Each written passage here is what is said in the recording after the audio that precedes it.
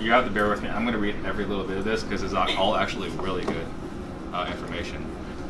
So the month of May 2019 was a monster. New all-time records were set for sales units and dollar volume through MLS, surpassing not only 2018 but the bubble year of 2005. So active listings were 16.9 versus 16,000 even last year, so we're up 5%. However, we're down 3.7% from 17.5 the previous month. So, it just seems to keep getting lower and lower. That's continuing. Under contract, which is pending in UCB, is 11.5 versus 11.4 last year, so up 4%, but down 4% from 12.5 last month. So monthly sales was 10,466, and that's the record. That's up 3.6% from 10.1 last year, and up 8% from 9,600 the previous month. The average sales price per square foot is 172, which is up 5% from 164 last year, but even with last month. Things are kind of flattening out, so our appreciation number keeps going down, it seems like every month. And the monthly median sales price was 278 versus 265 last year, so that's up 5% and up 3% from 270 last month. So, Michael Orr's observations. 10,466 is the largest unit sales count we have ever measured for a calendar month. The previous record high was 10,345, which was set in June 2011, at the height of the REO feeding frenzy. Dollar volume for May was 3.65 billion.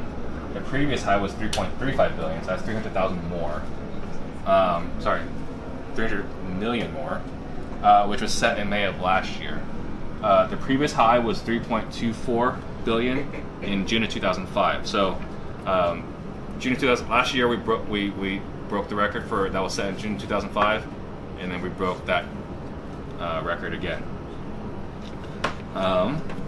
So these are not only new records. These are not the only new records. The other new record is the monthly median sales price of 278. Our median sales price in Phoenix has never been that high before. In addition, the annual median sales price, which is takes the median sales price for the last 12 months, is 265.9. That's also a new record. So all those people that have been waiting for the market to go down are really missing out. Average price per square foot is nowhere near setting a new record, but that's because the homes today are larger than during the last peak. So the monthly average sales price per square foot is still 190 set in May 2006. Supply is still higher than last year, but it's dropping faster than it did at this point a year ago. New listings are arriving at roughly the same rate as 2018, so the reason supply is falling is that homes are going under contract faster than last year. May is usually the strongest month in each year.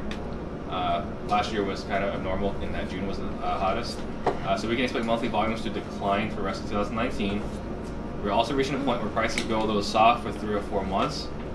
That's mostly caused by the mix of homes sold because the high end is much weaker during the 100-degree weather. Wealthy people can afford to be somewhere other than Phoenix during the summer. It is unlikely that anyone would have predicted May like this back in January, which I think we can all agree we're all, sky's kind of falling a little bit. June looks pretty good too, but there's almost no chance of beating May. We should expect a 9% fall in sales and dollar volume during June compared with May. It also starts with 4% fewer homes under contract, so set your expectations accordingly. So, lots of positive information. Kind of ends with like, hey, just don't expect this to continue. Any questions on those numbers? You didn't let us guess this time. You didn't let us guess this time. I know, there's a lot of stuff to go through. I feel like we got the short end of the deal there. I don't care. Anyway, I know.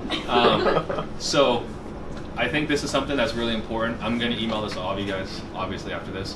But we're talking about social media content. We're talking about being the authority. Like, this is all really powerful stuff that you guys need to tell your clients. Like, they need to hear this stuff, right?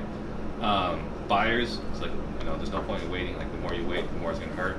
Sellers, I would definitely emphasize this part where it says, don't expect this to continue, right? And then, again, bear with me with my drawing. In July of last year, we were at 160. So, July, we were at 160, right? 120, 125. And this was around When this flattened out, this was 135. So this was November, right?